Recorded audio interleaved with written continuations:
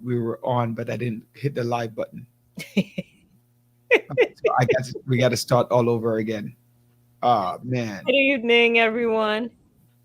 All right, we got to start all over. Good evening, everyone, and welcome to The Village. Come on to learn and grow. Welcome to the Village Talk Show. Come on to learn and grow. Welcome to the Village Talk Show. We discuss what people need to know, empowering them to learn and grow. We discuss what people need to know, empowering them to learn and grow. Give praises to Jehovah, from whom all blessing and knowledge will flow. Blessing and knowledge will flow. The Village Talk Show, dedicating to empowering the community to live a healthy, safe, and financially capable life, helping each one of us in realizing our dream at any age, any point, starting from today, day. Success. Come on to learn and grow. Welcome to the Village Talk Show. Come on to learn and grow. Welcome to the Village Talk Show. We discuss what people need to know, empowering them to learn and grow. We discuss what people need to know, empowering them to learn and grow. Success is not spoken, it is done. Success is done. Come on now. The Village Talk Show. Talk Show. The Village Talk Show.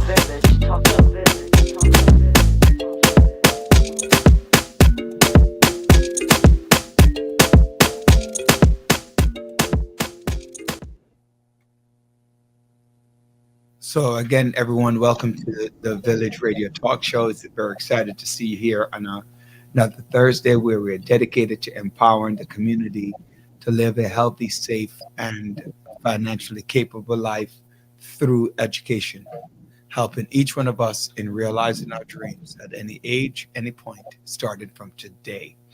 Um, Success is not just spoken, it is done.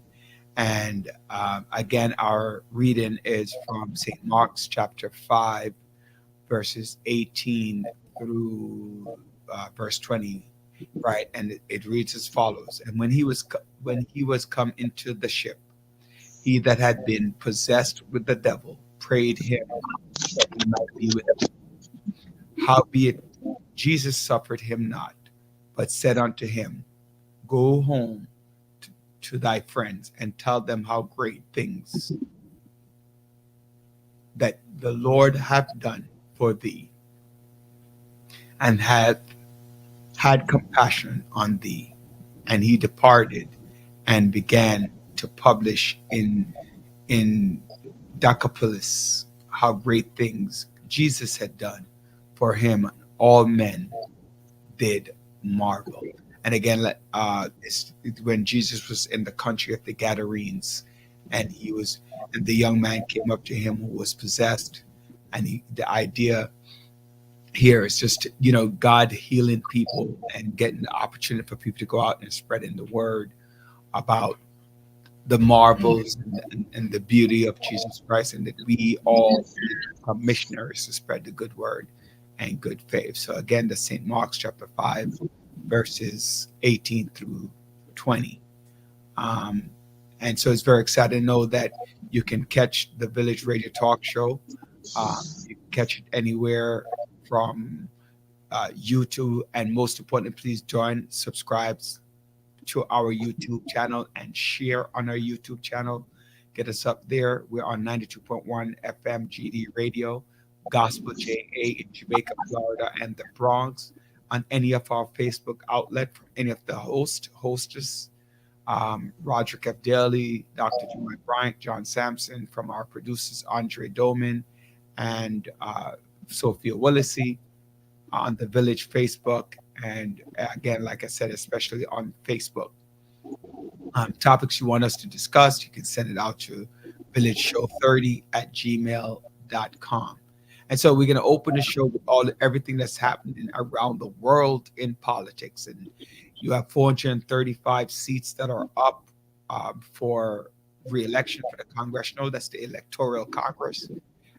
These are the people who go in and they're the one who vote in or vote out a president. And that's where the insurrection happened because Donald Trump, the former president Donald Trump, was trying to get Michael Pence not to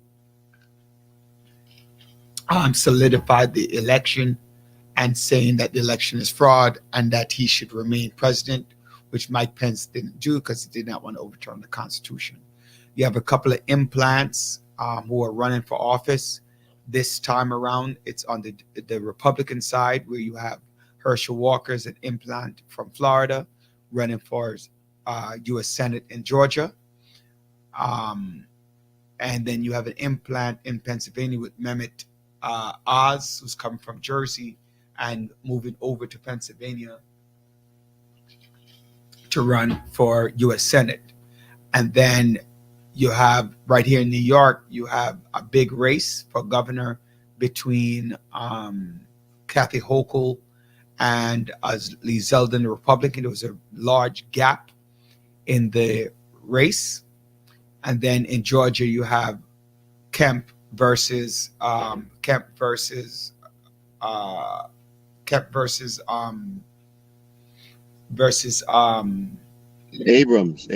Abrams. Down there in Georgia, which is a rerun of the 2018, 2018. Right? So it's a rerun. 2017. And then in Florida, you have Charlie Crist versus Ron DeSantis. All right. So you don't hear too much about the DeSantis run. You don't hear too much about that race at all. Because DeSantis has a sizable lead. Yeah. We'll see. You know, election days is the poll that only counts. So we'll see. Yeah, getting your candidate in is probably in the election. You could have a tremendous underdog, right? A tremendous underdog who can turn around the race because the favorite does something real stupid like 2016 when Hillary Clinton was the outright favorite to beat Donald Trump, and then she listened to the campaign, told him not to go to Michigan, Wisconsin, and so much in Pennsylvania because all three of those states had gone blue for like 30 years. I think the last time any of those states, I think once in 30 years for Pennsylvania with when they did George Bush, I think the second term it was red, but outside of that, it's pretty much was blue. So they were overconfident, and Barack Obama had won both times that he ran for president. So that was that. It was very stupid. So today, ladies and gentlemen, it's our Freestyle Thursday. A lot of talking. Anything you want to talk about? The topics. It's all about you. As Quan and John's. This is John's day. John wants to make sure that we do Freestyle Thursday. So since we're doing Freestyle Thursdays, you know what really gets my goat is this whole crime issue and the way the Republicans have been able to use the crime issue to really galvanize their base, but also cross over to a lot of the Democrats and the independents, most of all the independents. And what bothers me is they can yell and scream about crime and how it's out of control, but they never ever put forth a policy how to combat this issue. The only policy they know is lock them up, and more lock them up. I'm gonna disagree, John. I'm gonna say not that they don't, not 100%, not that they don't put out a policy on what to do. Sorry, ladies and gentlemen, I'm trying to adjust the camera a little bit. Good evening to everyone who are joining us this evening. Noticed a couple of people. Hey Jack, hey Monet, thank you for joining in. The, Big Mo, what's up, Big Mo? Where's the Ange tonight? Ange, I want to see you get on and talk on all your stuff today, Ange. Jack is saying, "What's up, John?" Tell him I Jack. said what's up. Beatrice Bryce, good evening. And if your name comes up on the screen, we get a chance to say hello. Sometimes I don't see it all, so you have to forgive me. So just write a comment in there. I would know that people are watching. So it's not that the Republican doesn't have a plan. The Republicans' plan is to talk about the Democratic plan And how they're feeling. and how it's failing. I don't have to tell you what I'm going to do, but I'm going to tell you. I know a lot of people like that, John. I know a lot of people like that. Tell you people what you're not doing, but they don't offer anything to solve it. And that works. A lot of people are like that. A lot of people are like, John, you can't drive, but they won't drive. Right? So why don't you get in the car and drive? Oh, you can't drive. You're a bad driver. You drive too fast. You drive too slow. So why don't you drive? So my question is, you would want the Republican Party to give a plan, next steps on what they want to do? Yeah, but of course. Yeah, but that is what would work, right? But the fact of the matter is, I don't need to tell you anything if your plan is a colossal, is foolish. I don't. Okay. Do you really care what their plan is? Here's what it is. Do you agree that you don't feel safe in the subways? Not that the subway was safe. I agree that. I think it brought to light a problem that we had. No, that's not what I'm asking you. Right? That's not what I'm asking you. Okay. The question is, you're a voter, not you, Dr. Bryant, but you, the voter. Yeah. Do you agree that the subway is not safe? Do you agree that crime has gone up? That? Yes, I agree. There you go. That the subway is not safe. So that would be an automatic, hey, I'm going towards someone who can actually make. There you go. I don't have a plan, but they said they're going to make a difference, and it has to be better than what is in place. There you go. And like the Democrats keep pushing women's right to choose. Right. Abortion. Listen, man, I got to be honest with you. I don't care. I abortion, really don't care. abortion. As a female, that's not the only thing I want to hear about. I don't think it's abortion. What they're saying is right. the way your individual rights can be taken from you. Of course. And that's how it is. It's about your right. Which is true. About You your give right. it for your right. And if you don't agree with my right, you're ready to take my right away. No, Right. that's my argument is I agree with you. Right? I do agree that it's about your right, because there are a lot of things that the Democrats do and they take away my right, and I don't like it either. But the question becomes, which one affects you more? A woman's right to choose that's in her 20s, in her 30s, generally speaking, who is going to have an abortion, or your grandmother getting beat on the elevator going down the damn steps, the 61-year-old woman getting stabbed in the subway who's about to retire and dies a couple weeks before they retire, the 2 police officers in Newark who got shot and killed, the 19-year-old paraprofessional coming out of school got shot in the head by a 17-year-old. Yes, he donated his organs to 6 people to save their lives, but his life is not here. What's more important to you? Right? And so it's not that the woman's right to choose is because a lot of people will vote on safety and forego abortion. Right. Because the thing is, they're not. What you said, John, is correct. It's the right. If they mention, hey, you know what, like you mentioned, hey, it's about your right being taken away, not just a focus on abortion. Yes, it is abortion, but it's also right. It's more about right. So if they focus on that, hey, you know what, do you want your right reversed? Do you want your right taken away? But now, also, Doc, you're right. We talked about a right. Now look at the way they're going after affirmative action.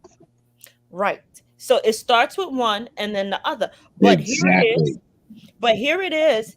Zeldin pointed out that a lot of people's rights were taken away when they were forced to take the vaccine against their belief.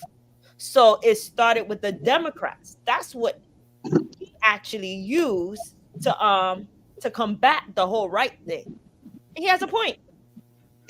When we're talking about your rights, when we're talking about your public safety, But your then public it's health, coming back because that it's not 100%. but doctors, just think of this as when the state or the city takes away your property when it's for eminent domain. Right. When that right or that utilization exceeds, so it's every case is different. But when you make that comparison, you have to understand. I don't know, because now I don't think back. I don't think the vaccine question is a factor. Well, it is a factor. Wait, no, It's a factor. it's not a factor. And I'm gonna tell you why the vaccine is not a factor. I'm gonna tell you exactly why the vaccine is not a factor. The majority of the people who didn't take the vaccine, percentage-wise, are Black. They didn't take it. I don't know. I don't have the data. It doesn't matter. It doesn't matter what you agree with. It matters facts, right? Right. It matters facts. Hold on. The larger percentage of people by race who didn't take it are Black people. Period. Right. However, the majority of Democrats by race are Black. Right? Are Black. So, and the majority of Black people vote on party line. So the most that would happen with Black people is that they will not vote, but they're not going to vote Republican. The independent, maybe not maybe. It's not a maybe question. If you follow politics, you'll know the answer. Listen. Hold on, no, I'm not talking about you. I'm talking about what data has shown, right? And John can answer that question as well. Can agree or disagree. The majority of Republicans are white, and independents are white. White buppies, people are independent. So what might have happened is that independents will come out more, right? And the whites will come out more because they smell blood. Blacks have a tendency, like most Democrats, are wishy-washy. So they might not want to vote, as in the case of Hillary Clinton in 2016, where they didn't come out to vote. It's that they had less people coming out to vote because they thought that she was going to win. So the issue of the vaccine is not a major factor when it comes to the overall voting, but whites want to feel safe. Whites, Black people want to feel safe too. What are you talking about? I'm not saying no. Who's committed most of the crimes? Who commits most crimes? Percentage-wise, not raw data. Percentage-wise. I don't know. I'm not saying I don't know. You on the show. I'm not going to answer that. I'm not going to answer You don't have to answer. That's the one thing that you have to. Rudy, we need to be really. We can't speculate on this. Yeah, you want to say that people of color cause the most crimes, no, but not percentage. I don't know. No, John. Percentage as to the population? No, not raw number. Don't get me. I remember I corrected it. I don't know if I corrected it, but I stated I'm not talking about raw numbers because there aren't as many blacks as there are whites. Right? No. Right. So therefore, a black person cannot commit. The blacks in America cannot commit as many crimes as a white person. I don't know, Roger. I don't know. I can't. It's not matter what you don't know. It's not what you don't know. It's what you might choose to accept.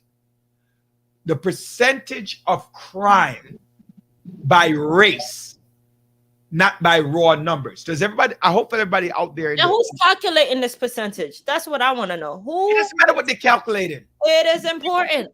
Why? Because it can be one-sided. What are you talking about? What kind of foolishness are you talking about? Listen, Right? A crime is a crime.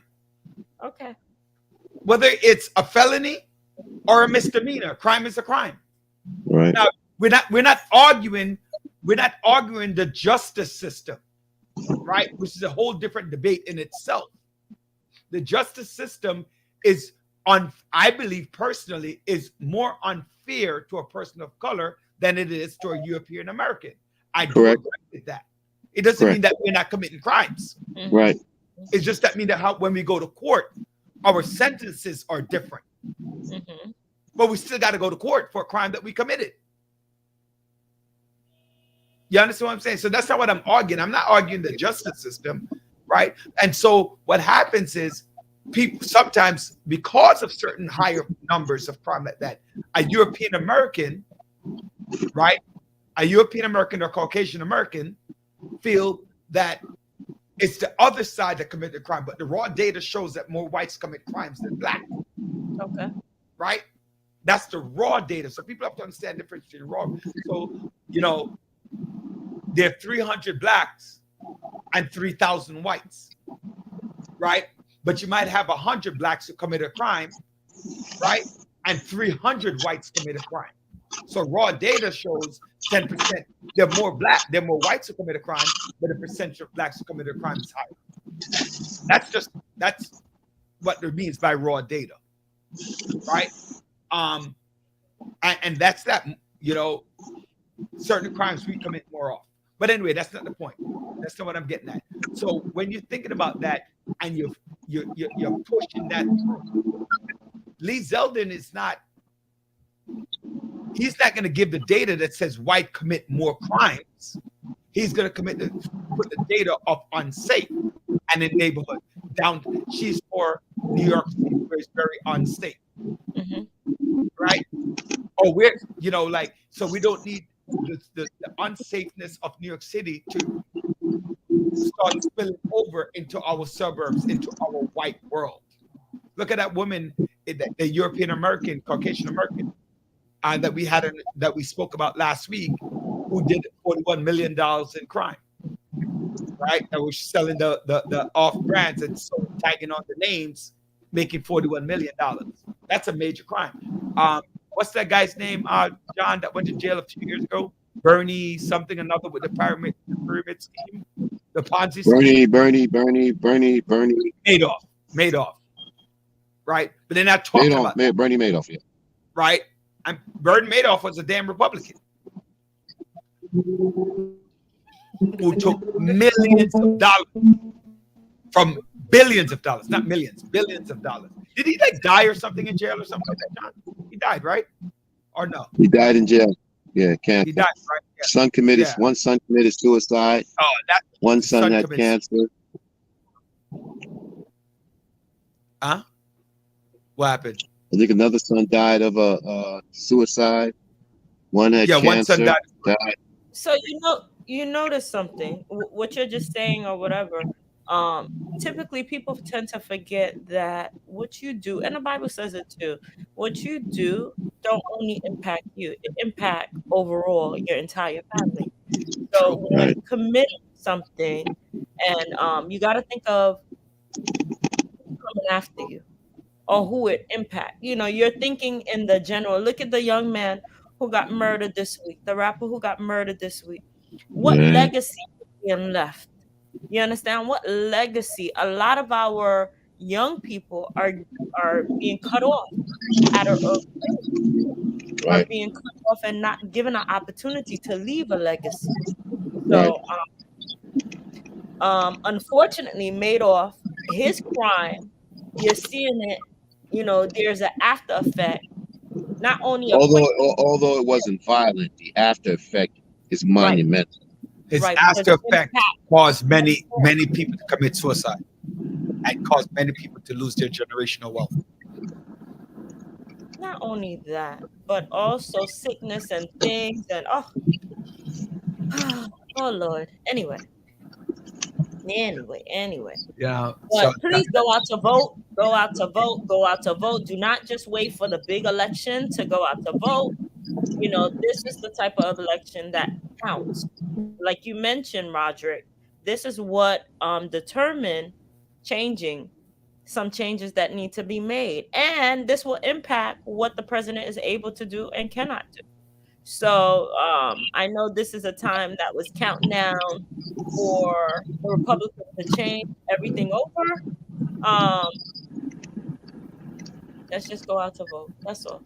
you know, speaking of black and European Americans, one of our boys have come back home to roost. That's the same expression. He found out, like O.J. Simpson and Michael Jackson, that he's white. You talking about Kanye West? You damn Skippy. Found out that he ain't white. He's black. So now he's sorry. Now he's like, he feels like George Floyd. Right? I'm like laughing about that. No, you know what? It's not even funny. It's sad. It's sad. It's sad. Because here it is. You know, everybody laughing at him and said, Right. Who's surrounding him? Who is counseling him? Who is supporting him? Like John brought up last week. You know, when you are vulnerable like that, when you feel secluded, when your support system is all gone, your family is all gone, and people who you thought were behind you and around you, and your right hand and your left hand, you realize that once the money is gone, once all of that is dried up, you know, you don't want someone like that to lose hope. And for us to see a negative news report the next day, oh, I should have intervened or whatever, he is crying out for help.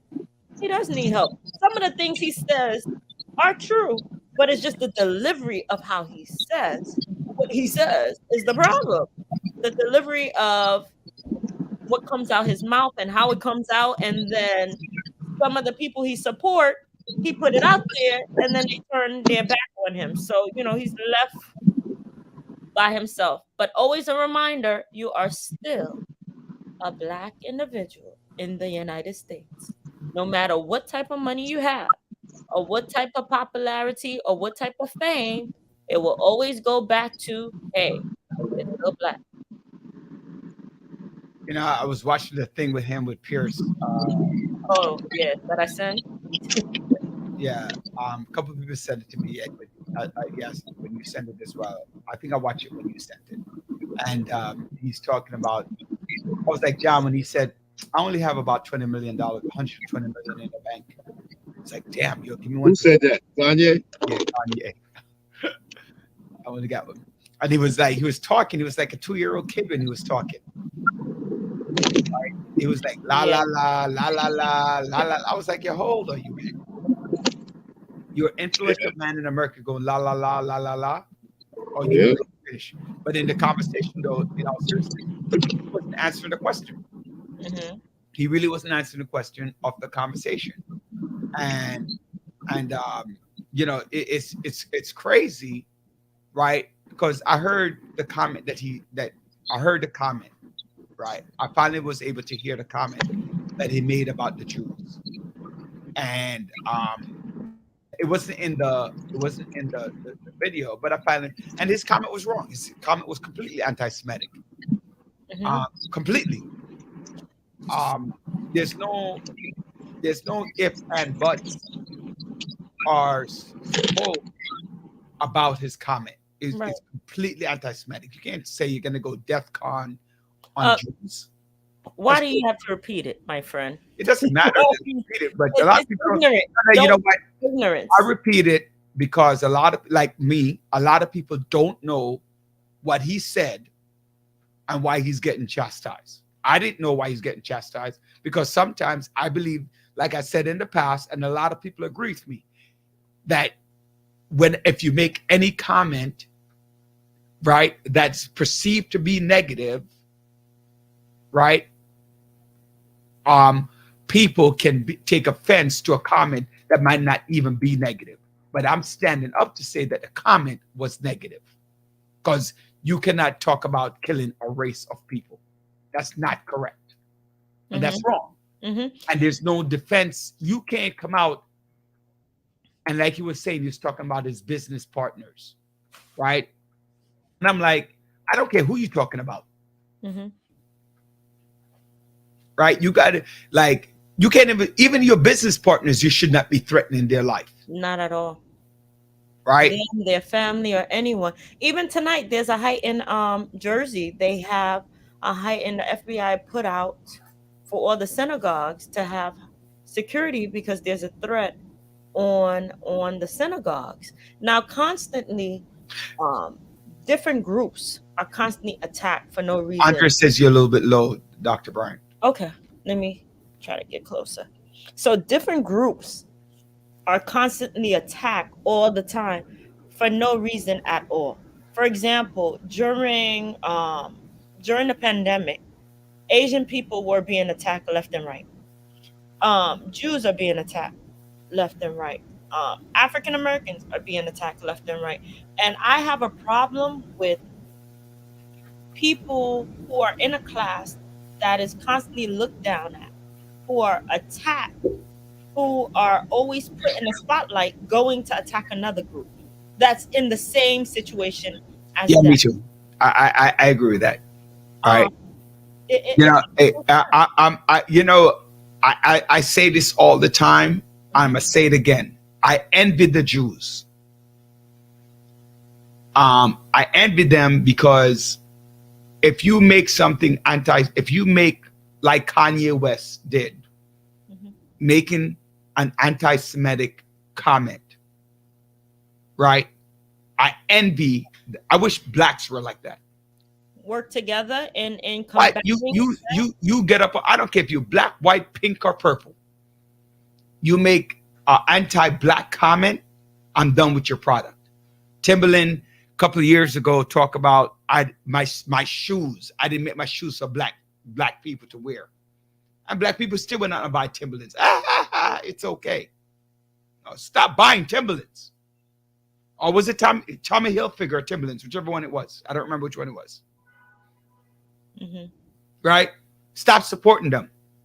Nah, I like how it looks. It wasn't like that. I'm independent. I could do what I want. I don't know, Etienne. I don't know if he is bipolar. They do say he has some mental illness. Andre, you can look that up. He does. He's bipolar. But he said that people said that he has certain medical issues, right? He has certain medical issues mental medical issues that affect his thinking ability. My question, I always wonder about that. If you can tell me what's wrong with you, are you really crazy? I always wonder that, John. All right. You're muted. Right. I don't know. If you could tell me. Yeah. They diagnosed me as schizophrenic and I could do whatever I want. Do you not really know what you're doing? Yeah, I don't know. Just me. We know it's you, brother. Kumbaya, man.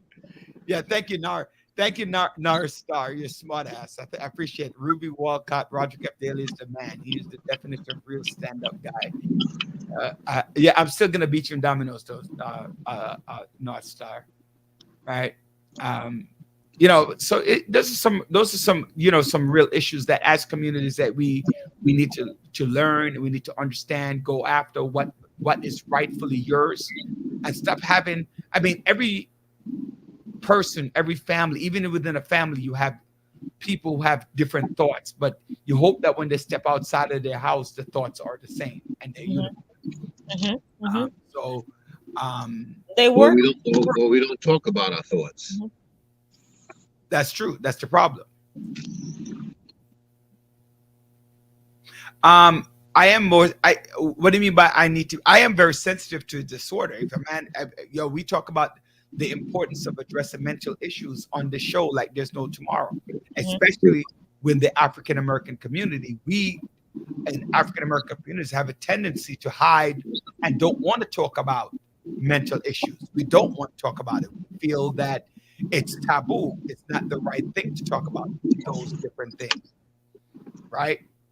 So, I think overall, what you're saying, Etienne, Roger was addressing a comment that Kanye made, that he said he does not have mental illness, and that's what Roger was bringing up. Not no, the he did no the opposite. Like he does have it, but I was saying I think the comment about saying he's bipolar. I said I'm not sure if he's bipolar.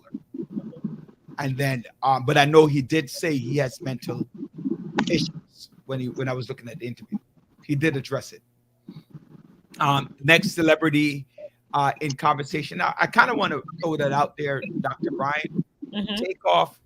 They had the video going around of his demise. Oh, Takeoff. oh yeah, my daughter actually, she was like, "Mommy, I saw the video," and I'm like, "What?" So I said to, she was like, "Yes, uh, of him, with the blood spilling all over, and that's so disrespectful. I have a problem with that. I don't. I do, Okay, because so it makes you. all right. So who wants to go first? You or me? I'm gonna start. Okay, you can start. You can Go start. ahead. Go ahead. I'll go ahead. John. I'm listening. We're in a debate class, right? You're the judge. You ready? Go ahead. All right. So go ahead, Dr. Brian. I'm gonna pass it off to you. Go ahead. You got You the big mic. You got the Alright. big mic. Go ahead. I don't have the big mic. I'm just saying we could. Go ahead. I feel that it was appropriate for them to show his death, even though the actual act of him dying is gross and morbid to see it.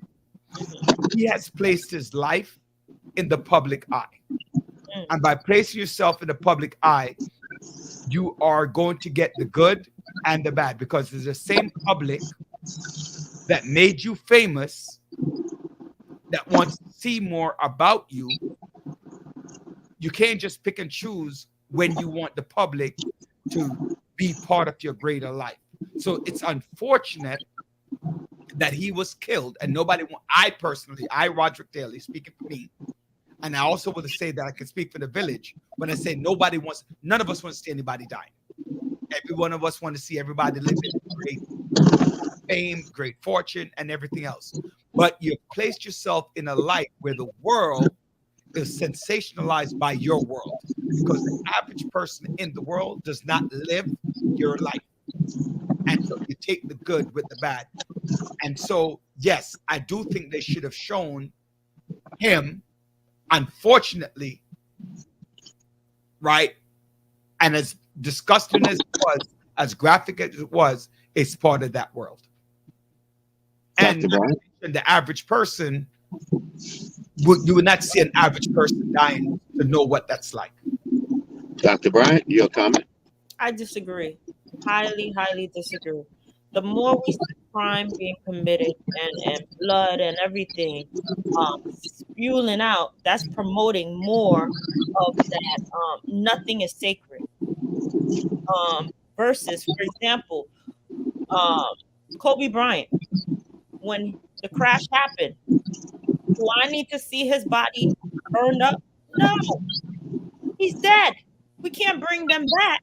So what is sacred about that? If God forbid, if any of my family members got murdered, I would not want to see that.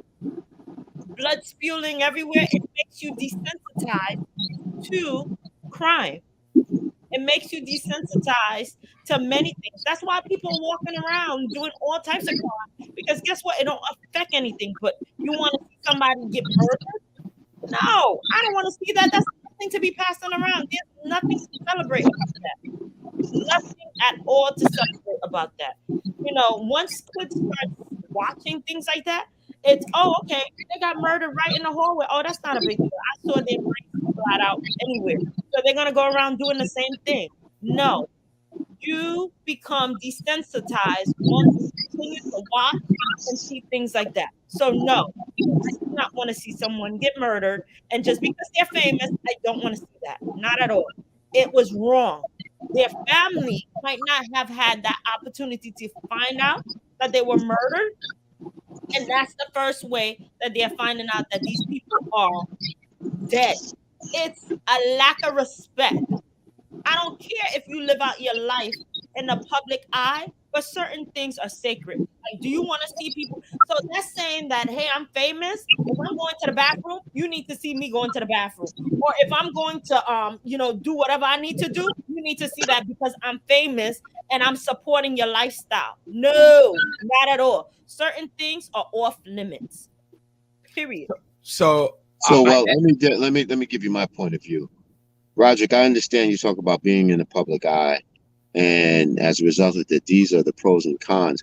But at the same time, where is the sense of morality that we need to have as to individuals' privacies, but not only their privacies, to the well-being of their families and the impact this can have. This is traumatizing. Also, it could trigger individuals. So we have to. We are a society of so much about sensationalism, but we have lost our moral fiber. And this is what I'm talking about. You're saying because you're in the limelight, hey, you gotta see how it is. But at the same time, when are we going to realize that we too we're human beings? We do have feelings, and the impact, the residual impact that it has on our loved ones. Yeah. So these are the things that we're not thinking about. But this is the thing that the public is not concerned about. Is you know what? You need to respect the family. You need to respect the family. So I'm not just that's I and I see Taj's comment here. This Angie, it's not like they use. Angie, it's about time you come in, girl. Right. It's not that they use the video to find the person to commit the crime. Where was it? Put it back. Is that to continue to commit to the person to commute the crime who committed the crime? It's circling it everywhere. See, that's not. I hear what you're saying about everything else. My son did something really stupid on Monday. Really, really stupid. And he called me up and he told me what he did. Right. I asked him, why didn't you go through the back door? He put the video up. The video has almost 3,000 likes already. Right. Right. And it was really stupid. The fact of the matter is, right,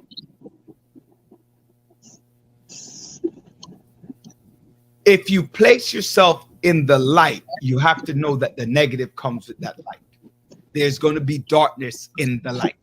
After the light, not after the sun goes down. I hear you see. Okay, so if we are to remove, I think I'm removing my personality. Right? I'm removing my personality. I'm not a private person. We know that. I'm a public person. You're a private person. John is a private person. I'm not so private. I'm very public. Andre's private. Sophia's private.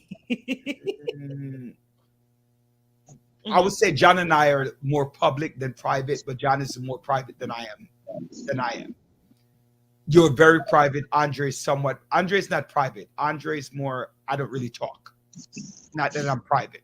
Like, he will talk about an issue if the issue is there, but he's not private. He's not, I don't want anybody to know. That's not Andre. Andre is more like, I'm not going to talk about it, which is different. Right?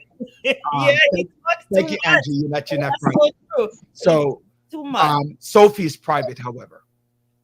Right? But what I'm saying is that if you're like, when you're private, you don't want nobody to know what's happening. Right? I'm just simply saying that if you live in that life, if you live in that public life, the expectations are certain negative things that's not going to make you happy is going to show up. Whether we want it to right? Whether we want, thank you, Sophia. Yes, I am. I know that, Sophia, right? At least you would admit it more than Dr. What? Right? But the fact of the When I matter, take my villages, I have to step out because I have to take care of something, and hopefully I can get that. Angie, you hear him, he's always stepping out. Angie, you hear him, he's always stepping out. Because Angie's on there, that's why, Angie. Goodbye. Right? Village, you hear from me. Don't forget to vote next week. All right. God bless. Enjoy your weekend. Are you coming back? Are you be back? What did you say? You might be. So the fact is, well, there is a difference between, well, let me go back to the thought first. So if you live in a public life, you cannot be in a public life and a private person. Oh, no. A lot of people No, are.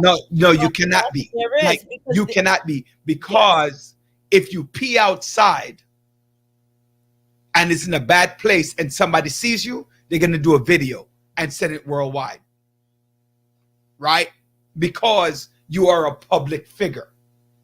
If you and I pee outside, they might show the video that says, look at this fool peeing outside. Right? That's where the video would come from. They're not going to highlight it by saying Dr. Bryant, Roderick Daly, right, is peeing outside. Now, maybe because we're now on the Village Radio Talk Show, they might send it to our audience at the Village Radio Talk Show. But we're not at Takeoff's level where the world wants to know what he's doing. That's what I'm talking about when I say, unfortunately, it's grotesque. It is grotesque. Nobody's arguing that. I'm not talking about having empathy or not empathy. I'm talking about the world that you're living in.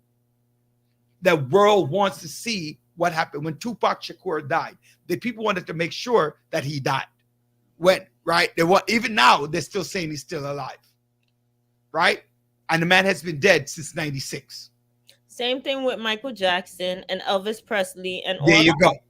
But they're not going to show the murder of the person right then and there. They actually showed an autopsy of Tupac Shakur. They didn't do it for Chris Wallace, but they did it.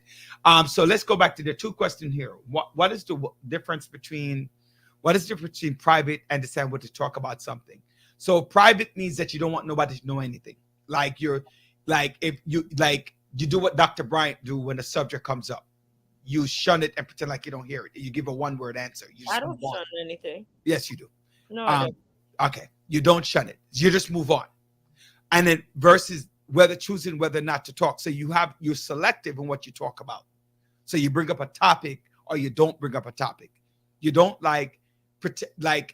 basically when you're private, it's like, I don't want to talk about that. I don't want to talk about that. I don't want to talk about that. I don't want to. You didn't want somebody to even know your name. You're going to Jamaica. You go to Trinidad. You're like, somebody asks you where you're going. He says, I'm not going to be around. Thank you for jumping in, Andre.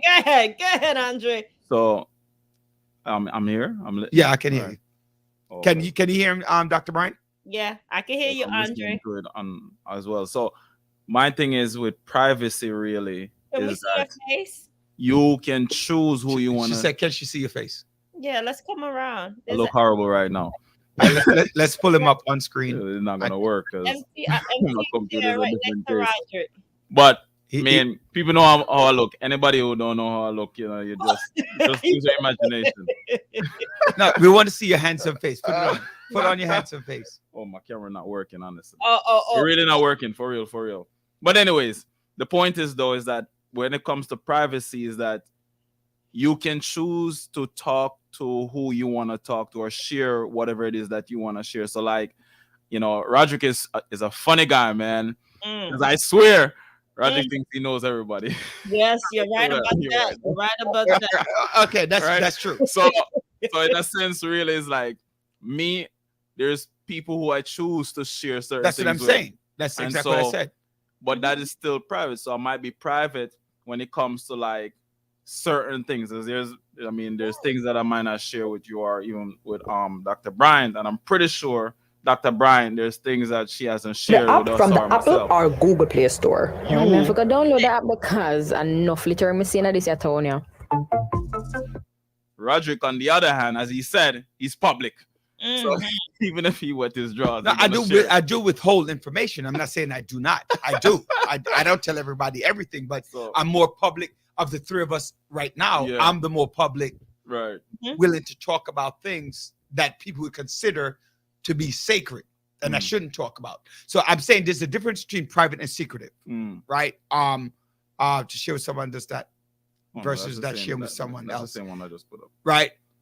So like secretive, you don't tell anybody anything. Like you hide things. Like you literally will pretend. Like I say, like if I ask Dr. Brian, like ask Dr. Brian, for example, how was your day? She gives a one-word answer. Oh Does she no, it was only- amazing. Right, exactly. Because to the end of that day, I'm like, I'm not telling you nothing. That's secretive. Healthy, not healthy, good, bad, indifferent. I'm not telling you. Oh, how old are you? Oh, I don't know. Why you want to know? Oh, okay. So, Right. all right. So I think I get what you're saying, because like with the age thing, really, if somebody asks you, is like, what you want to know? Okay. So I don't know if I would say that's private, but I also understand to like certain things, sharing certain topics things are off in a limit. general light. Like Mhm. if someone's like you say, how was your day? And you're just like, it was alright, and then done. It's like, damn, nothing more. Yeah. Whereas like I would probably go more and say, you know, I did this, that, and the third, boom, right? So I guess that in that sense, I understand where you're coming from, and if that's the definition we're utilizing in that sense, then yeah, that would be private. And you have the secretive, then you have public. So You know, yeah. I mean, like I said, there is a subtle difference between the two. And a lot of celebrities, even though they're in a public light, they want to keep their private things to themselves because not everything needs to be in. For example, Pelosi's husband. That's actually that was next on my on the village right now. You know, they're married or whatever. She's in a public light, but because she's in a public light, you don't know who don't like you. You don't know who's after you or attacking you. So certain things you want to keep sacred, certain things you want to keep private, especially if you have kids, if you have an elderly parent or whatever, and they can't defend themselves or whatever. So you never know. That's why certain things are off limits.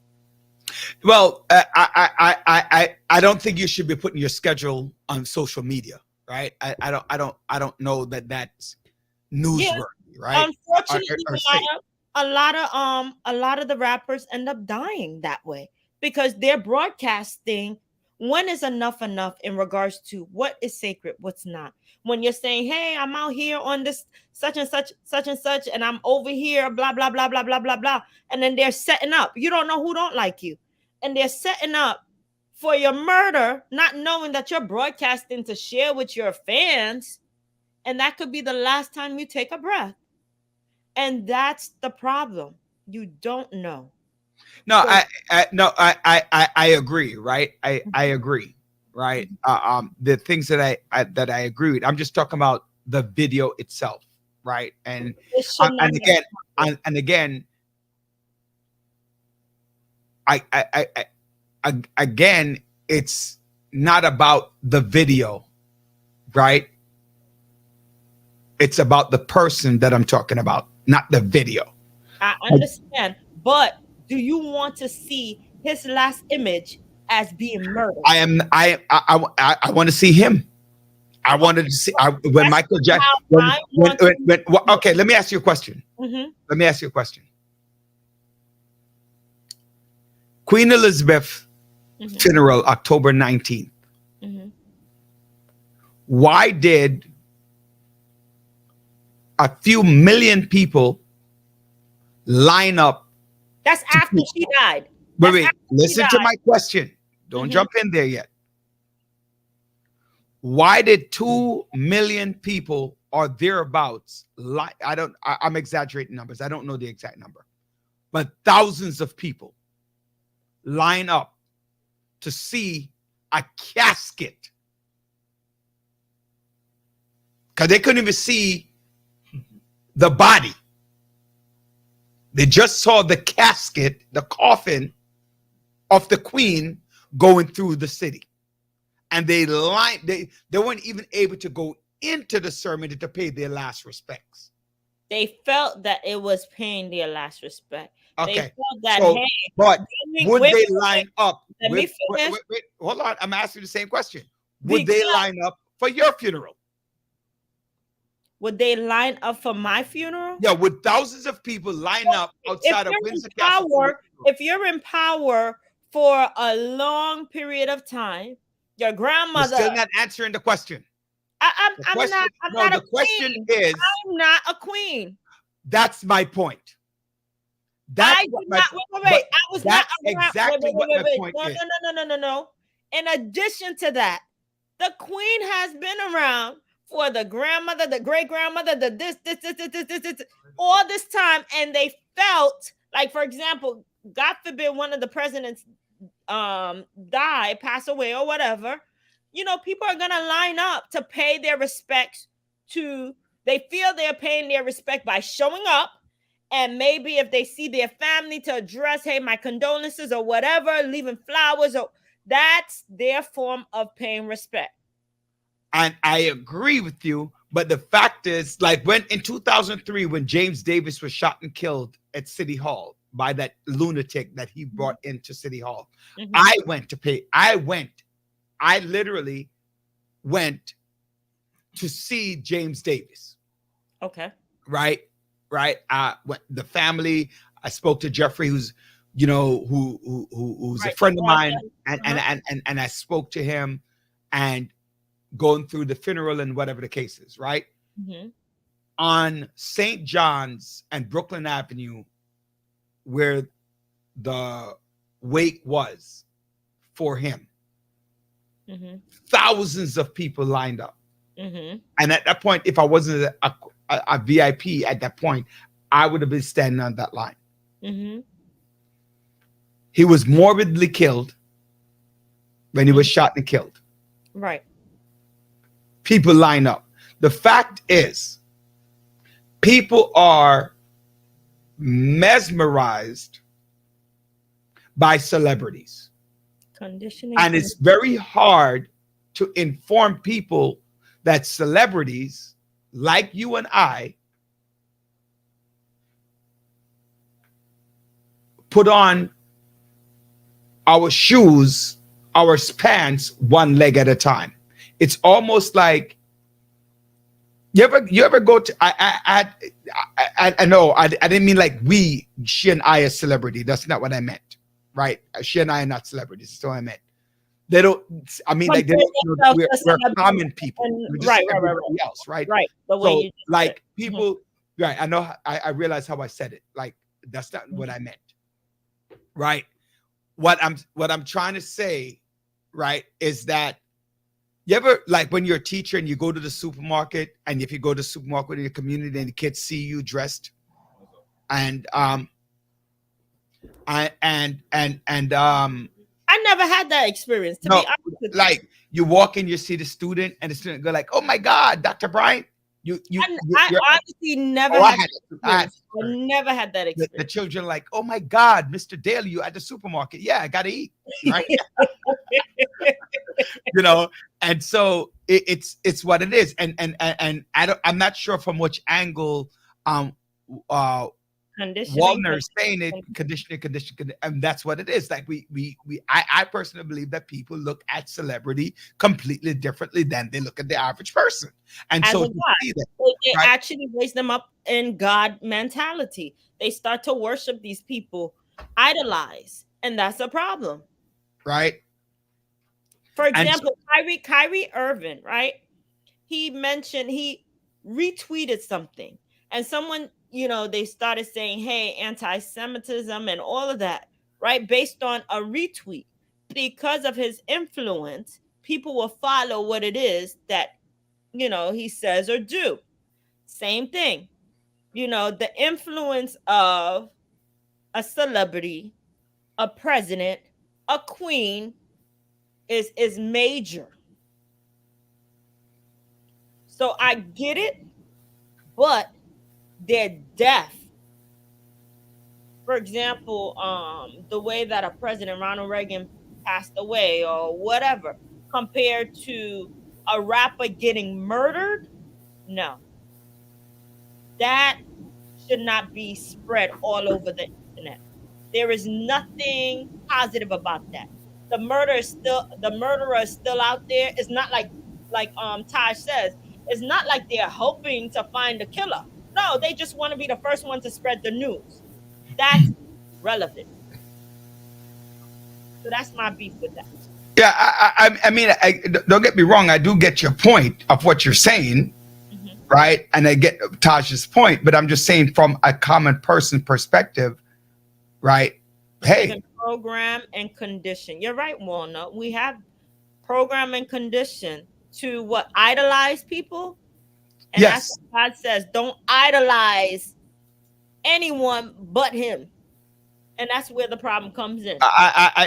we're not talking about religious ideologies. That's not what we're talking about when we say I'm look at just that. saying. Don't even go there. That's not what we're talking about. We're talking about appreciating people and who they are. You appreciate people, but then it's what about that idolization. person did to videotape, whoever videotaped that to the end and then decided to spread it on the internet, TMZ and all of that, it's wrong. It's wrong. It's definitely not wrong. What you said is not wrong? No, it's not. It is wrong. Listeners, what do you think? Call in, put your comments, 718-841-9980. Call in. Tell us what you think. Do you think it was appropriate for that person to share, or any of the news people to share, the murder of anyone? So let us know what you think. Right. Because right now, Roderick, you batting a no.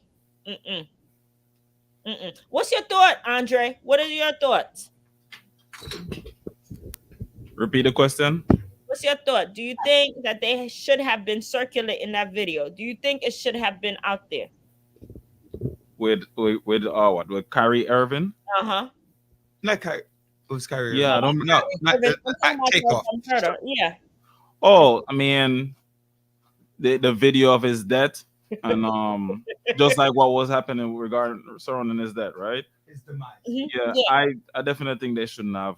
I think especially with Black Death, I was reading something today, and it mentions that Black Death is profit and profitable, right? It's often when our demise are met, or when we, get murdered, maybe at the hands of police, or just the black and black crime, whatever it may be, it's always our debt that circulates, right?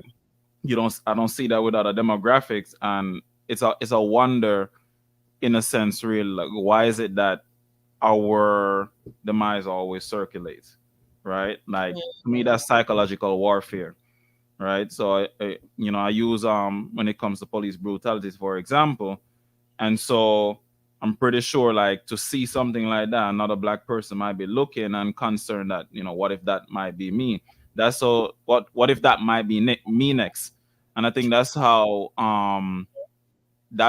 we begin to have families start worrying and concern and say, you know what, I need to show my black son how he should operate when he's around police and so on and so forth. Because there's that worry. That worry develops. So we shouldn't be circulating. We shouldn't be sharing those things. You can share what happens in terms of text, writing and all that, but to share the video, I don't even look at those things. The same thing with I don't. With what happened to George Floyd. The amount of people that share that, share that with me or share that on my socials, and I just cruise past it. Like, I read about it. I know exactly what happened. I don't need to see the image, right? I disagree with George Floyd. I'm gonna tell you why I disagree. My disagreement with George Floyd is different from Takeoff. The disagreement with what? With Takeoff and George Floyd. With Takeoff, though I don't agree with Dr. Bryant's point, I can see Dr. Bryant's point, right? I don't have to agree with her point, but I can see it. With George Floyd, it's a must that they show it.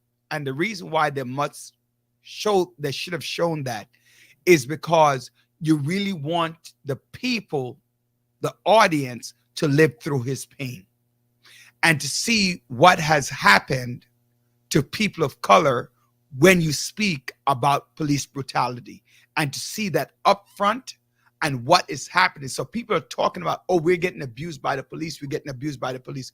Now you see what I'm talking about Well, so from here, that angle. and that's understandable, and that's fine. I think some people want to see it and some don't. And my response to that itself, and this could also be an experience thing, right? I've seen wherein they show police shooting up somebody, right? Like I've seen that itself. I mean, even when I look at slavery movies too, the reliving of some of those things really is like, how many times am I gonna see that as a black individual? And I guess it goes back to being desensitized. Exactly. Yeah.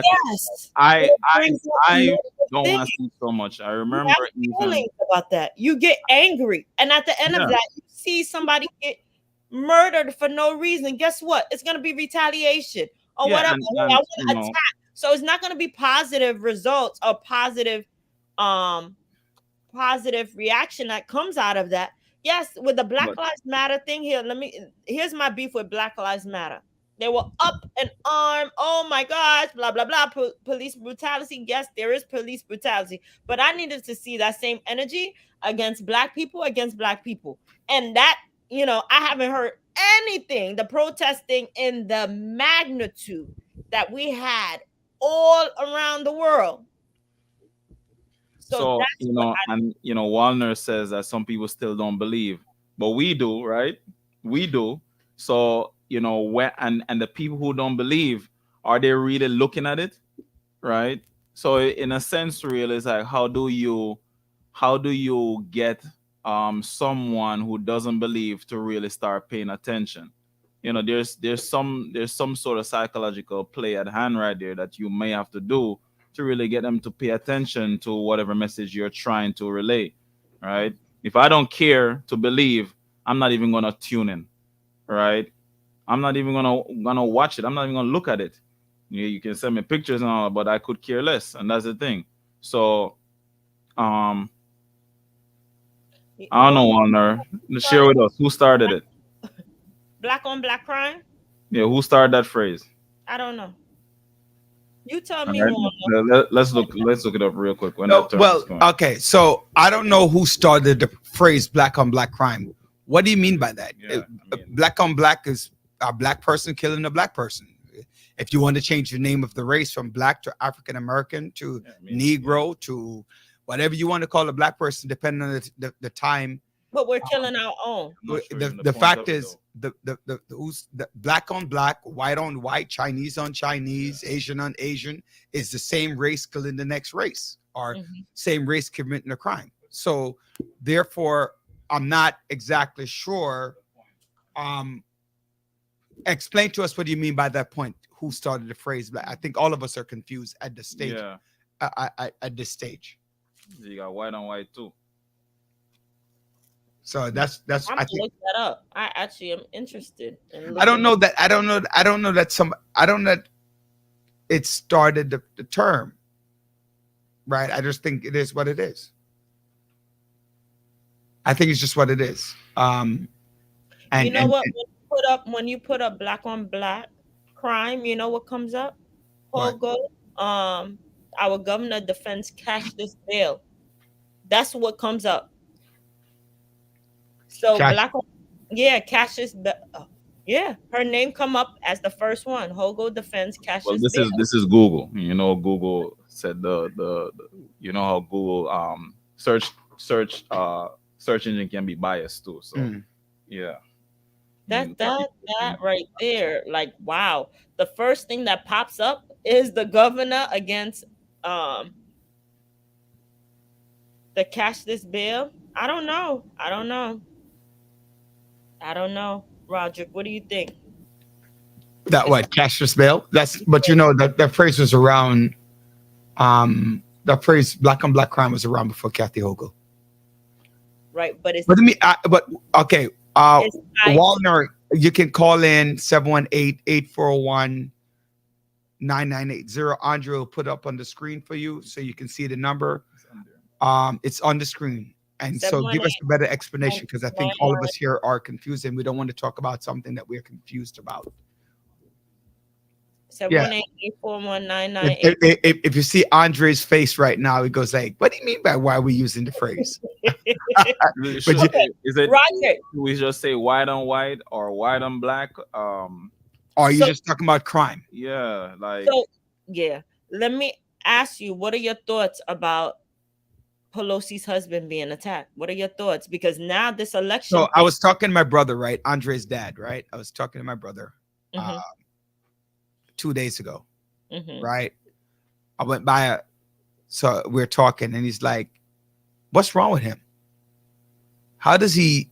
You are your wife is third command to become president of the United States, And you have no security? and you don't have alarm on your house, so somebody could just sneak in your house. Why is it that this why is it that the Secret Service was not stationed at her house, That's a good question. That's a protecting her good question. and her family, right? So if you're third in command to be president of the United States, you should have protection no matter where you travel in the United States. Do they only protect her? They need to protect the family too. Mm, Because if you're third in command for becoming president, anybody in your family is susceptible. and that's what the privacy, yeah. They protect the person. Right. But you know, all of the president's family is protected. Every single last one. The president and the vice president, all of their families protected. All of them have all. You're right, but all of them have. But my question is, why aren't they all protected? That's I get that, Walner. Hopefully I'm pronouncing your name right. It's correct. Well, no. Right. But why aren't they protecting your family? Especially what happened January 6th. Yeah. I mean, they got to him to try to get to her. Because he kidnapped him. He didn't kidnap him. He attacked him. No, he kidnapped him. It was kidnapped. In his house? Yeah. Why not? You can't kidnap him in his house. Okay. Right. He was able to escape, go to the bathroom. Remember, kidnapping it doesn't matter where it is. The term kidnapping means holding against your will. Okay. Right. So he wanted him to let him know where his wife was. Right. And then come to find out he's a Canadian. He's not even American. Oh, I didn't know that part. But yeah, he's Canadian. He's not American, and he overstayed his welcome from 2008. He was supposed to be gone. So wait, let me get this straight. He's a white person who's a fugitive,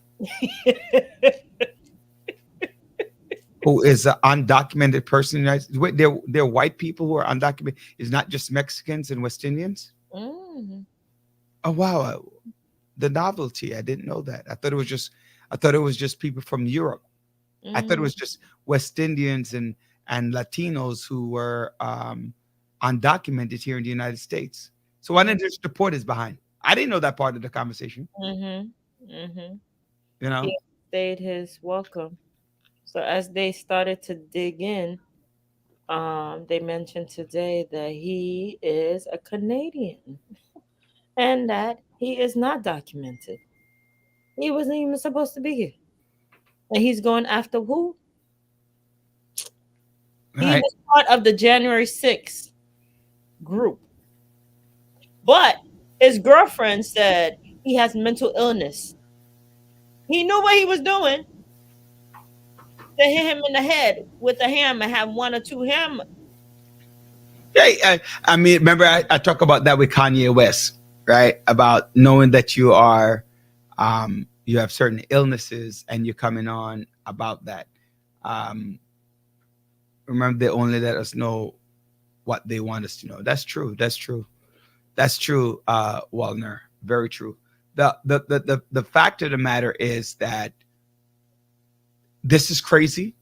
Hmm. Um, And it's a scare tactic. What about people stationed outside of the voting area to scare people not to go and yeah, vote? but like in what's that, Arizona, Colorado, one of those two states, they have the rifle outside, Hmm. holding it up, um, holding it All up. of this to vote to get back into power. That is a problem. Yeah, America is scary, right? That's why I need to get my gun. I think I just don't have the money. You wanna hello villagers. I'm asking. I'm just cash at me some money. I need $50 per person just to get my gun. Right? I want my gun. It costs too much. I can't pay for it on my own. I'm broke. I need some money. Then you shouldn't have So anything. Right? I kind of want to go back to Walner's point in regards to the black and black crime issue, right? Hmm. And Okay. so I looked up something really, kind of just trying to find the origin itself, but this is sort of like an excerpt from this journalist named Warner Saunders. Who, he was a teacher, a journalist, very well known writer, and he was asked back in the 1970, he was invited to speak at a seminar on black and black crime, and in preparation for it, he caught up with a neighborhood hustler. Right, this is what the article said on Bloomberg. The hustler who they called Fast Willie, and he asked Fast Willie why he robbed and beat up black people who are brothers. And Willie's response was, "We go where the business is and where the man ain't looking. Can you see me going up to Deerfield, which is predominantly white, historically predominantly white? Hmm. Um, Say, can you see me go up to Deerfield, black as I am, trying to stick up? The man would be on me so fast I couldn't get chewing gum wrapper. Out here, the man is too busy whooping them Panthers and giving tickets to mess with me. Anyway, he don't care if and get ripped off, but you can bet he's watching his thing back in his own hood." And so the article even discusses how the black and black crime is a result of the oppressive system, right? Like when we talk about oppression, and we talk about what the white person has caused in our neighborhoods, and Hmm. as a result of those things causing poverty, right, you're gonna have high crime. That being said, right, the suggestion that I'm getting from one is that the crime that's happening is a result of what has been put in place, and that's understandable. But Hmm. we also want to consider too, okay, how can we say, you know what, I'm not gonna just sit and say it's because the white man, I can't do what I gotta do. And for people as ourselves, and when we talk, we are coming from a place of understanding what's happening, and so we have to step in and try to build the village itself from a standpoint of compassion and understanding. So From yeah, black brother and or black sister, hmm we understand that the system has been put in place that causes you to trying to live, right? You're trying to survive. You see your black sibling over here making it, and you're pissed off because it's like you don't have it, but you also know what's happening. We have to hold try on, and encourage each other to be better, right? If the seven. white man is gonna be on us so fast, if we're trying to like go up to his neighborhood, right, and we relegate it to our own, then we gotta do what we gotta do in our neighborhood to show them that we're not gonna make the system continue to keep us down, right? When that happens, what gives, right? The system in place for a particular reason. We have to battle back in the system, right? However way we can, we have to battle back. The number is what, 718-841, right, 9980. 980. And you know what? Some people, I agree. I understand what you're saying 100%. And then not only that, some people actually work to be a part of the Joneses, to go above their means just to say, hey, you know what? I'm not a part of that. So it creates so many different dynamics based on that. 100% what you're talking about, and that actually kind of makes sense, right? But the question is, why? My part of my question would be, why percentage wise we're so high, right? Why percentage wise we're so high? To prove We're that we're not something that, to try to be something that you're not. There's a lack of appreciation of who you are, understanding the value of. I think that's where the bigger picture is with everything, the crime that's happening, the just the robbery and everything, not understanding your who you are, your wealth, what you bring, having that sense of hopelessness.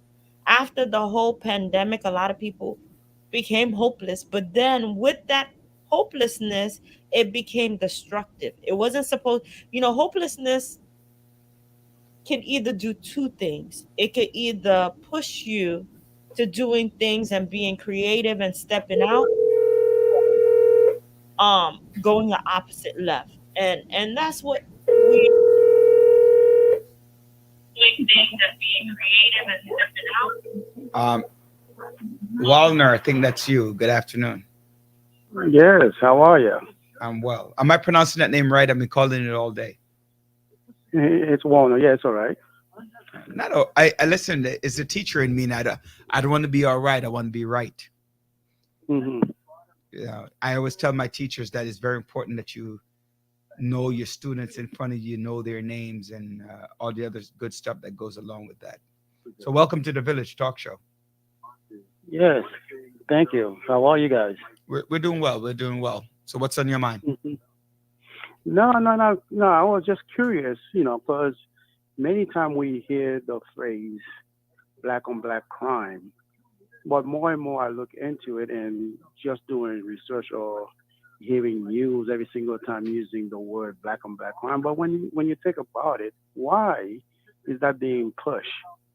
Black on black crime. Is that the only type, how would I say it, ethnicity that is around the world, as if only a black person create crime, and that's what's being pushed in the media, as if black is the only person that's created crime. And notice that every time there is an election, notice that what the push is crime, and who is getting the brunt of the crime always seems to be the one that's committed crime. It's always black on black. Why is that? Are we falling into that trap? And when you look at the population and also percentage, as one of the other brother was stating earlier, as far as percentage wise, the percentage of black person in America is not really that high versus Caucasian. But when you talk about numbers per se, there are more crimes being done by other ethnicities. But how many times or often do you hear about it in the news? And I that is what I was talking about when I spoke about raw number versus percentage numbers, right? Oh, uh-huh. Because unfortunately, percentage wise, we are very guilty of crimes committed, right? Percentage wise, we're very, very guilty about the crimes that are committed in the United States, in America, and having to have to do something about that, right? So the issue becomes, well, first and foremost, the raw data shows that whites commit more crimes and there are more whites in jail than there are blacks. That's the raw data. Unfortunately, right? Unfortunately, what people have to understand is that there are percentage-wise more blacks in jails per capita, right, than whites, right? Okay. And so when you're identifying those two components, one would make the argument that the bulk of crime that is happening in America is unfortunately happening with our black and brown boys and girls. Right? Mhm. So when you go Okay. to an inner city jail, Mhm. right, you find more. What I personally don't like the expression African American. I hate it.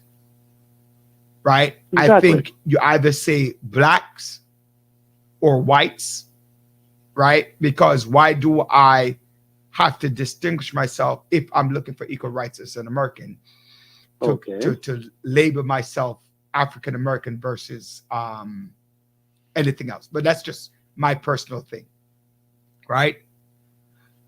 But when we're looking at crimes, we have to start questioning our own communities because our communities are where we are, right? We're the ones, 85% of all crimes in a black community is committed by another black man.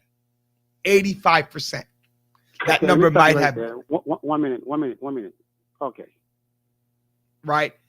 The way I look at, I mean, I may be wrong for what I'm gonna say, but Oh, you're the never wrong following. in the show. You say whatever you want. No, We're listening. now what I'm trying to say is this: if I am living in a black community, okay, what am I going to experience?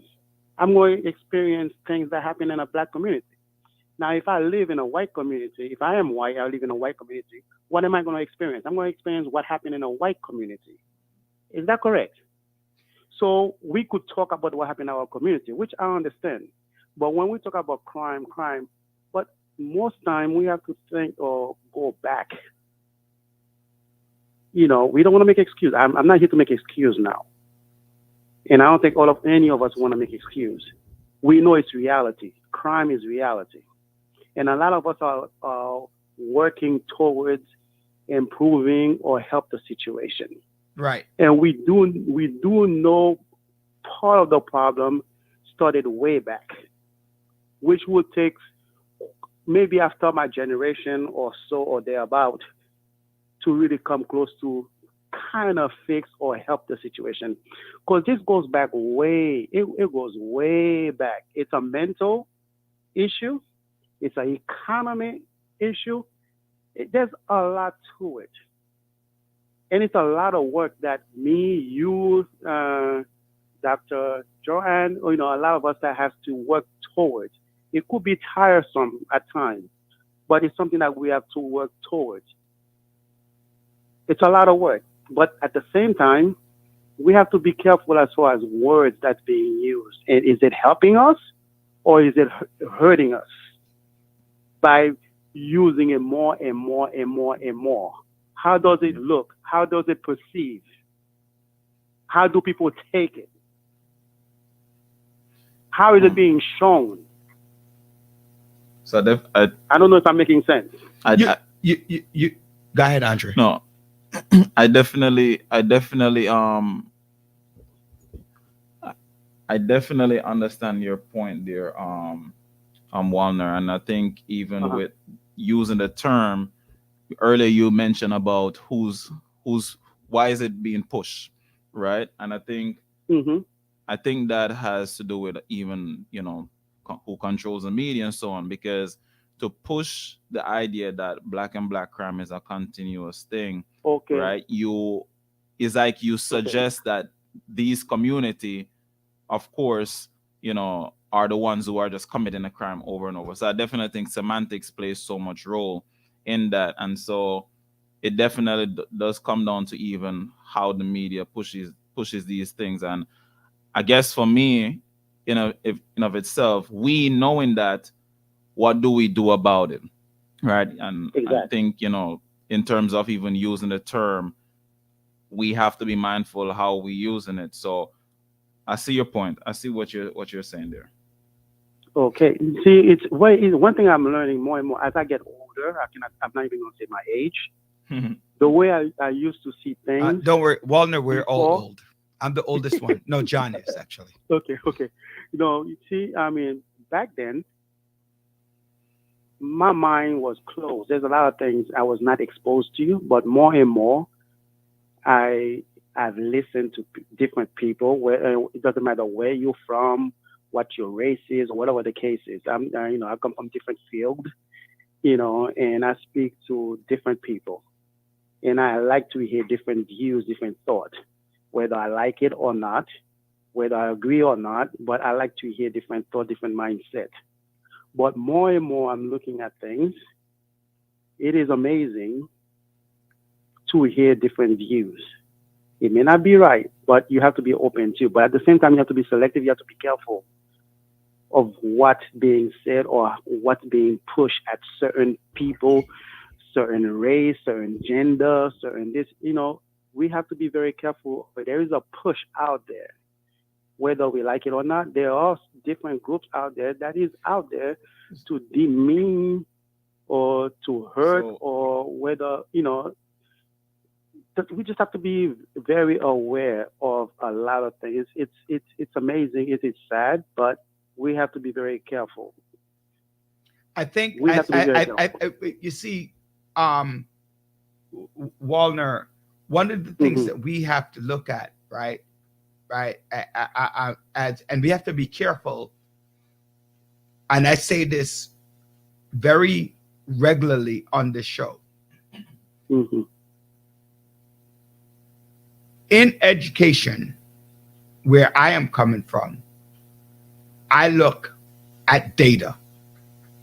And I look at the impact of data in a conversation, right? And I teach my teachers to focus on data. When you're getting out to teach a class, you look at the data. What is happening? What is not happening? And therefore, we have to focus ourselves on those data. Now, the why is also important, right? The why is also important. But of 14,000, almost 15,000 homicide in the United of 20. Look that up for me, Andre. I want to get the numbers correct. Of about 26,000 homicides in the United States last year, Blacks committed, I believe, either 14 or 17,000 of those murders. Can I stop you for 1 minute? Hold on. Okay. The data shows. So how do we know the data is accurate, considering the point that you... Wait, hold on. The data might be... Hold on. Wait 1 second, and then I'll let you finish, Walner. Give me a second. Okay. Okay, go ahead. The data, whether it's plus or minus 5%, right? Plus or minus 5%. Let's say if that's not what it says in the data. But let's say the data is plus or minus 5%. Let's say of 26,000 murders, we do 12 and they do 13, right? Or we do 10 and the whites do 14 and the Hispanics do 2 and the Chinese does this and all of that adding into the data. Blacks make up approximately 21% of the United States and white make up 61% of the United States. Right? And if you're committing 40% of the homicide in the United States, 50% of the homicide, 70% of the homicide in the United States, you far outweigh your population. So even if whites is mine, even if whites commit more, do they commit violent crimes at the same level? What are we looking at? Right? As you said before, crime is crime. Whether level 1, level 2. No. What I meant by that comment was, like we talked about Bernie Madoff, who committed a major crime, but it was a paper crime, although you had great impact. I'm talking about physical harm. That could be a whole day. Yeah, I agree with that. talk. I do agree that it's debatable which one has a greater impact because the economic impact trickles down. So yeah, Okay, hold on. that's debatable. Not to be off subject. Right. Glad that you mentioned murder. Okay. Now, when that had happened, you know what I had said? When the news came out, you know what I had said? A lot of people talk about, they feel sorry for these people who lost $100,000, $100 million, whatever the case is. You know what my response was? When Murdoch started this whole thing, majority of the people that was investing into his business, who were making money, like the pyramid scheme, when these people were making money from the beginning, how many of you or me knew about? I mean, just understand where I'm coming from. How many of us knew about that? I'm not saying it's right. Don't get me wrong now. I'm not saying it's, but my point, what I'm trying to say, I'm pretty sure I'm not the only one thinking that way or saying it. When that scam started, when all these people was investing, what was their race? What was their nationality that was part of that circle who was making money until that money started running dry? But when they were making money, were you making money? Was I making money? I don't know if you understand where I'm coming from. Yeah, I get it. Too. You understand what I'm saying? So the money was being made until they dried out. But when they dried out, but think about it, somebody was making money. But how many of us knew about whatever was taking place? I mean, I like it. It may be wrong, whatever the case is. I understand that. But how many of us knew of this to make at least $1,000 out of it? I'm not saying I agree with what he was doing, but do you understand what I'm trying to say?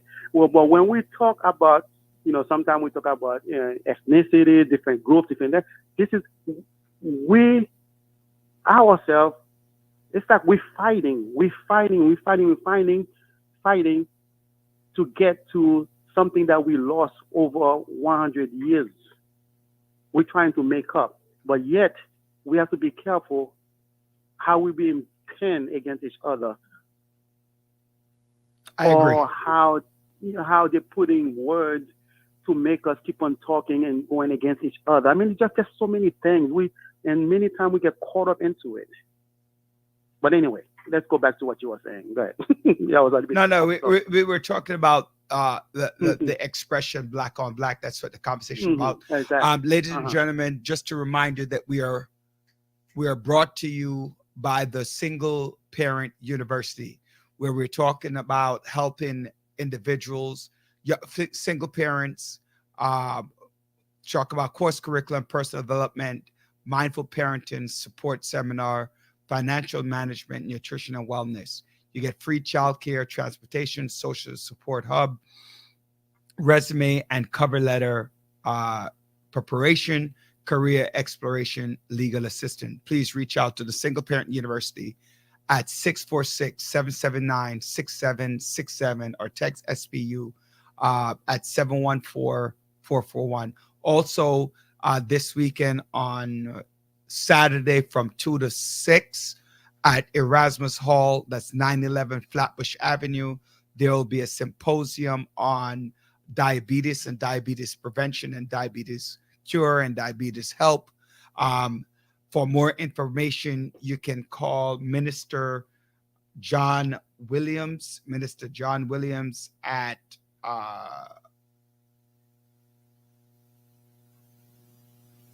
you can get in touch with Minister John Williams at 347-962-0451. That's 347-962-0451. Or you can reach out to him at JHNW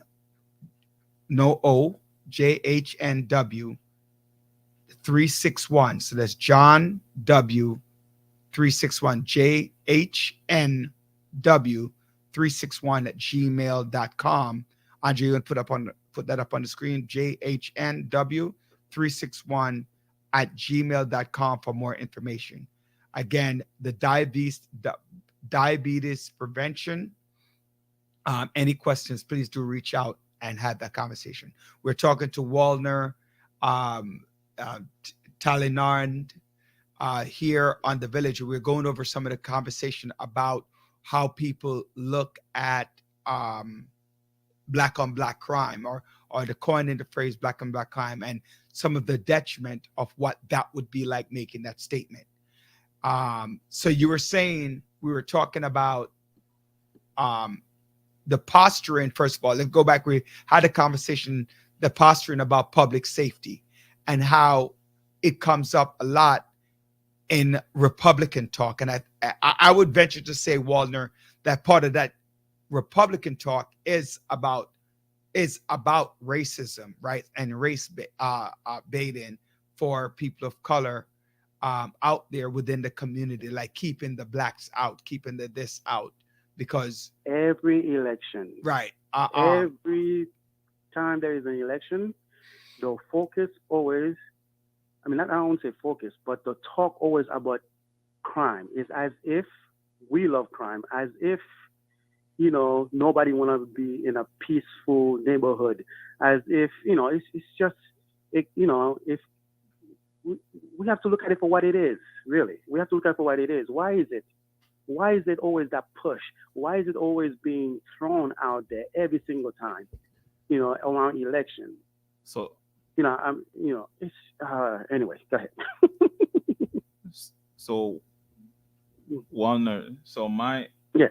my thing is then because you mentioned some good points there, in a sense, like why is it always being pushed? And I often think really it's to continue with put in a certain mindset, or have a particular thought for a group of the masses. But how would you go about a solution itself? I mean, I always think the media is where we need to go and control, and so not to bring up Kanye Let's West, be real. but I also we see cannot it when you control talk that. about media sometime. But what would you say is a solution, or something that we could do to to come to some sort of like a resolution or solution to this? Well, first thing, the way I'm thinking is what I think about is that it starts with us, not to fall into those categories. When they start pushing those words, sometimes we have to step back and start thinking, what is the meaning? What is the agenda? Why are they pushing this? Why are they pushing that? Sometimes the moment they spill it out there, we don't really know the effect. We don't really know why or what. It's until later on when it really gets into the brain.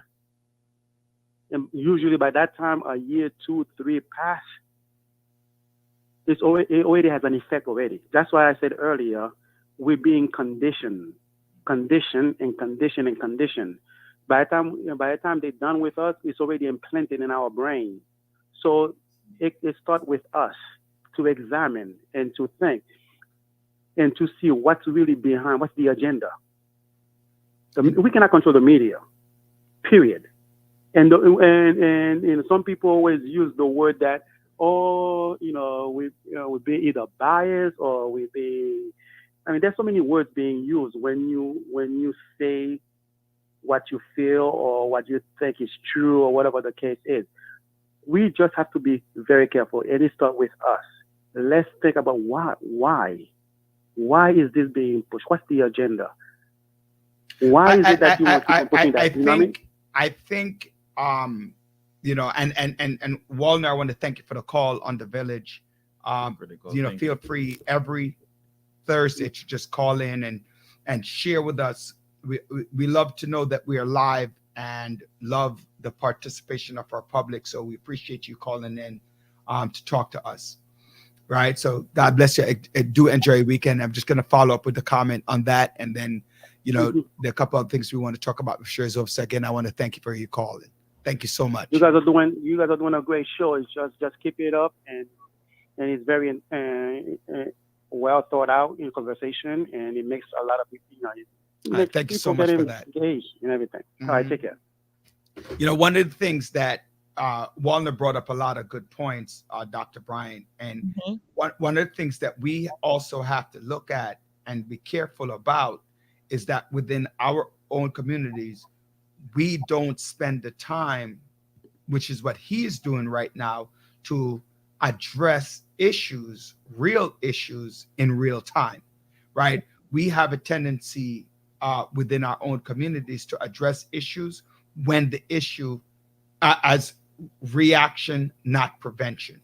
Mhm. Mhm. And we really have to do a better job of saying, hey, this is my community and I need to do something about this. Remember, you said, you even mentioned that you're jealous about the Jewish people Right. having that type of community, because the thing is, once you start attack on one, guess what?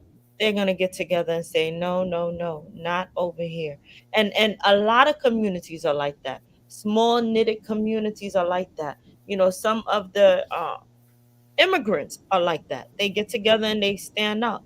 But we just need to do it as a whole community. African Americans. I know you don't like that terminology, but where you live, like block association is a community. Having that close knit, we lost that disconnection. Man, having generation after generation live in one household. That's how you grow up, especially from the West Indies. You have grandma over here looking out or whatever. We don't do that. We lost that element. That element to say, hey, you know what, Roderick, I need your help. I need your support. I need you to engage more with the kids. I need you more to, be more active or whatever. Stop being private. That was an example. Okay. Now, I wasn't telling you to stop being private. I'm telling us to stop being private. I think you're right. I think I agree with you. I think that there's a lot of work that we need to do within our Black community to ensure that things are happening. Before we go, it ain't time yet, Andre. Cut the music. I know. I'm like, wait a minute. It ain't time. We have a few more minutes. Cut the music. Wait, let me ask you a question. What about Goodwill? Do you think that Goodwill should turn away Kanye West things because of their bias right now? I don't know if that's really true. This is what I think. I think that a lot of people are joining the bandwagon. Yes. To chastise him for a lot of things that he has done, but his money was green many years ago. All of a sudden his money is no longer green. And so maybe some people have greener money. Are you gonna tweet that out? Right? No, I'm not. But I think that's I should do more on Twitter, but I don't, unfortunately. I don't know. A lot of people are exiting out of Twitter. No, they're not. Yes, they are, because he's gonna start charging, and he's charging people $8. Yeah. What? He's trying to charge people $8 for subscription. $8 for what? Are you kidding me? The blue check. $8 or what? Blue check verification. No, $8 or what? $8 a I haven't been on Twitter. a month. He's trying to. Are you serious? My He's man trying to say secure his like- wealth. Are you serious? Yeah, well, Andre may be serious, but I'm not paying no $8. No, nothing. A lot of people left Twitter. His advertisement and a lot of, so sometimes you go far left, you go far to the right, you go far whatever. Want to see who you Blue check ain't worth it, man. I'm not paying I'm not paying for social media. I just find something else later on that's free. Something else will come up that's free.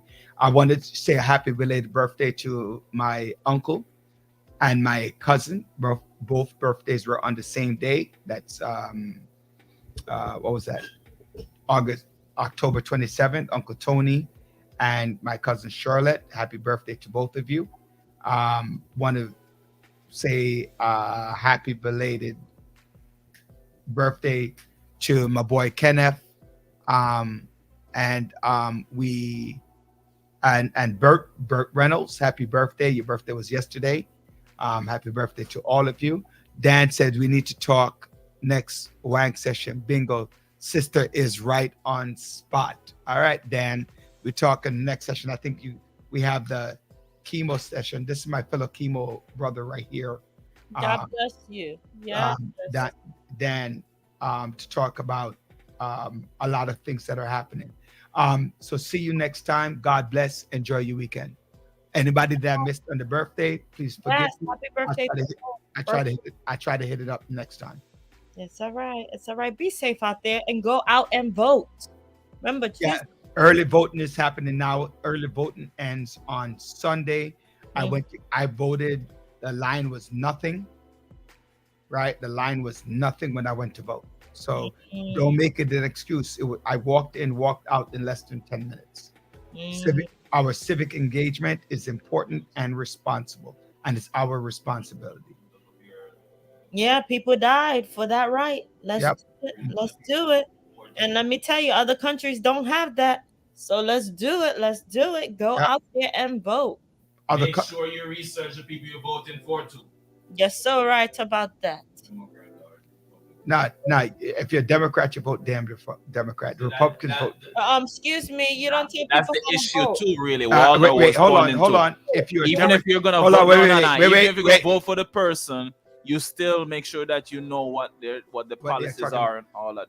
What I'm saying, if you're a Republican, vote Democrat. If you're a Democrat, vote Democrat. Really? If you're independent, vote Democrat. I'm joking. Dr. Bryant is right. Please be informed, be engaged with your civic responsibility. Like Andre said, many people have died for it. I think they both said it actually. That many people have died for the right to vote, so that you have the right to vote. The Civil War and the War of Independence started that. God bless each and every one of you. Andre's telling me it's our time.